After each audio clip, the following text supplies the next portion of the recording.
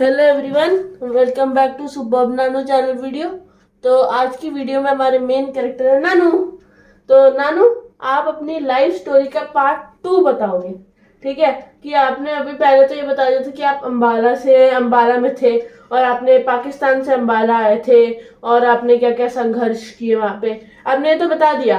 अब आप पार्ट 2 में अब ये बताओ कि उसके बाद आपकी लाइफ में क्या हुआ, ठीक है? तो नानू, 3, 2, 1 गो। चलो बताओ। देखो, भगवान की कुछ ऐसी कृपा रही या जो भी किस्मत में था।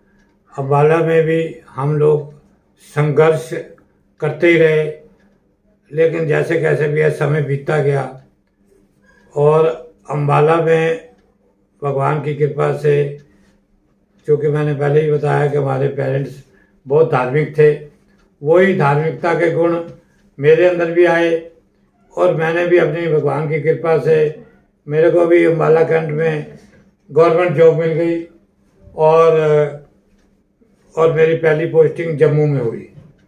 तो जम्मू में मैं 2 साल रहा। तो 2 सालों में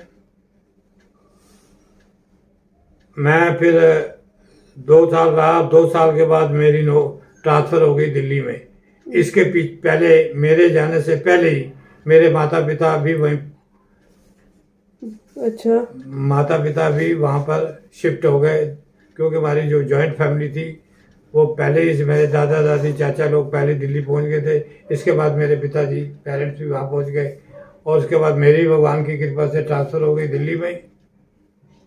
दिल्ली में पोस्टिंग हो गई और दिल्ली में जो finance ministry, department of personal और तुम्हारा क्या, ministry of home affair, prime minister secretariat, president secretariat के उसके बीच में मेरी भी पोस्टिंग हो गई, जिसको नॉर्थ ब्लॉक बोलते हैं। तो वहाँ पोस्टिंग हुई, तो वहाँ भी मैं काफ़ी साल नौकरी करी और इन दी मीन वाइल सन 1972 में मेरी शादी हो गई।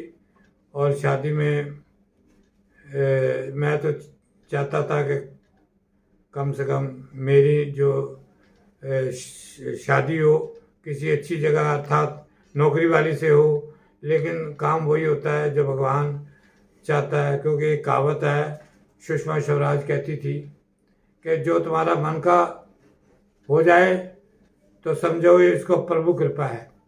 अगर तुम्हारी मन की इच्छा पूरी ना हो तो समझो ये प्रभु की इच्छा है। तो प्रभु की इच्छा कोई ऐसी थी कि भाई मेरी शादी, मैं तो चाहता था नौकरी वाली से हो, पर भाग्य में बिना नौकरी की लिखी थी, तो मेरी बिना नौकरी वाले से शादी हुई। तो उससे हुआ क्या कि तंगी फिर से आनी शुरू हो गई। 1-2 बच्चे हो गए, दोनों पब्लिक स्कूल में पढ़ते थे, फीसें देने भी मुश्किल हो गई थी, 1000 रुपये फीस लगती थी। तो बाद में मेरे एक टाइम ऐसा आ गया कि भाई अब क्या करें, इतनी फीस पब्लिक स्कूलों में आप सब जानते हैं कि कितनी फीस देनी पड़ती है। मेरे पास एक अपना डीडीए का मकान था, वो मेरे को बेचना पड़ा ताकि बच्चों की फीस जो है वो मैं आसानी से दे सकूं। यही हुआ कि मकान बिकने के बाद मेरा हाथ काफ़ी खुला हो गया और मैंने बच्चों को खूब पढ़ाया लिखाया और कोई कपड़ा लत्ता जो ऐश पैसों से हो सकती थी हमने उनको कराई, खुद भी करी। तो भगवान की कृपा से वो भी अच्छे स्कूलों से चूंकि पढ़े हुए थे, अच्छी जगह उनकी, इन्होंने बहुत ज़्यादा मेहनत की, दोनों बच्चों ने मेहनत की। मैं, आप शायद हैरान होंगे, उन दिनों महाभारत वगैरह सीरियल आया करता था, सड़कें की सड़कें खाली हो जाती थी। ये लोग अपना वो जो महाभारत हो या अच्छे अच्छे और भी सीरियल थे छोड़ के किसी लाइब्रेरी में पढ़ने के लिए चले जाते थे। ये बहुत बड़ा सेक्रीफाइस था बच्चों के लिए, क्योंकि उन्होंने अपनी पढ़ाई को हमेशा प्रेफरेंस दी, जिसकी वजह से बाद में ये दोनों बच्चे अपने अपने कॉलेज में बी कॉम ऑनर्स में फर्स्ट क्लास, और लड़का मेरा तो उसमें आ गया बी.कॉम ऑनर्स में। He stood second in the entire Delhi university. मेरी लड़की जो है वो भी बीकॉम फर्स्ट क्लास में पास किया। बाद में ये इनको दोनों को अपने अपने समय पर अच्छी नौकरी मिल गई और आज की डेट में दोनों क्लास 1 अफसर हैं, बड़ी अच्छी तनख्वाहें ले रहे हैं और आगे उनके शादी हो गई, बच्चे हो गए। कुल मिलाकर का सुखी संसार इन दोनों का हुआ और मैं भी भगवान की दया से बाद में रिटायर हो गया और आजकल मैं रिटायरमेंट जिंदगी जी रहा हूँ। तो नानू, अब मेरे को आपसे एक और क्वेश्चन था। बोलिए। आप बताओ कि जब भी आपके लाइफ में मुश्किलें आती थी तब उसका सामना आप कैसे करते थे? देखो जी, हमारे पास कोई ज़्यादा वो तो नहीं था, हमारे पास तो भगवान ही था। भगवान का मैंने बताया ना कि शुरू से ही हमारे माता पिता धार्मिक थे, तो वही गुण हमारे भी अंदर आ गए। जब भी कोई हमारे को दिक्कत आती थी तो अब भगवान को याद करते हुए कोई काम उससे निपटने की कोशिश करते थे और अब उससे पार भी पा जाते थे।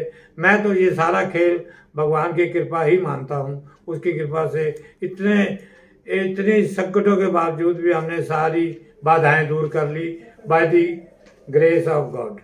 अच्छा, तो नानू, आपकी कहानी सुनकर तो मुझे बहुत प्रेरणा मिलती है और मैं भी अब जब भी कोई नया काम करूंगा तो पहले भगवान का भी नाम लूंगा और मैं ये भी याद रखूंगा कि आपने कितने कितने स्ट्रगल्स किए ये सब चीज़ों को लेने के लिए।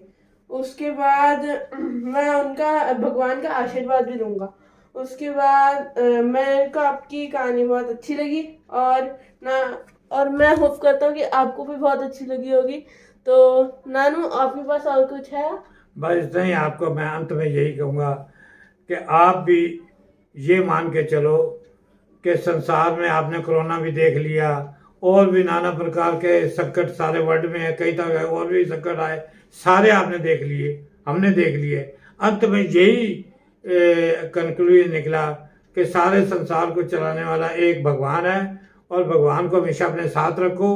भगवान जब भी कोई नया काम करो, अच्छा काम करो, उससे भगवान से प्रार्थना करो कि भगवान मेरे को इस काम में सफलता देने और ये भी रिक्वेस्ट करो आपने मेरे साथ ही रहना है और मेरे को प्रेरणा देते रहना कि जहाँ जहाँ भी मैं कोई लैप्स करूँ तो ये चीज़ आपको भगवान अपने अगर आपके साथ रखेंगे, उसके नाम लेंगे तो आपकी नैया भी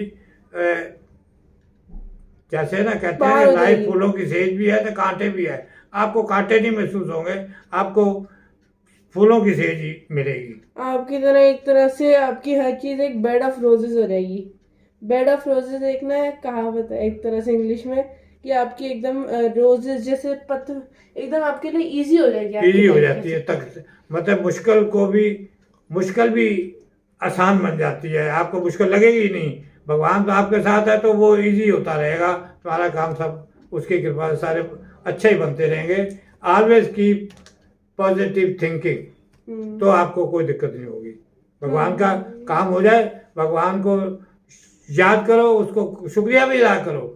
जब भी तो आपके भगवान आपको लगे कि मेरी हेल्प की है, उसकी शुक्रिया करो। भगवान ये सब आपकी कृपा से ही हुआ है, तो आप देखोगे कि आगे भी आपकी लाइफ अच्छी चलती रहेगी। अच्छा, तो नानू, मैंने ये सीखा कि मैं अगली बार से जब भी कोई काम करूंगा पहले तो भगवान को प्रे करूंगा। हाँ। First step.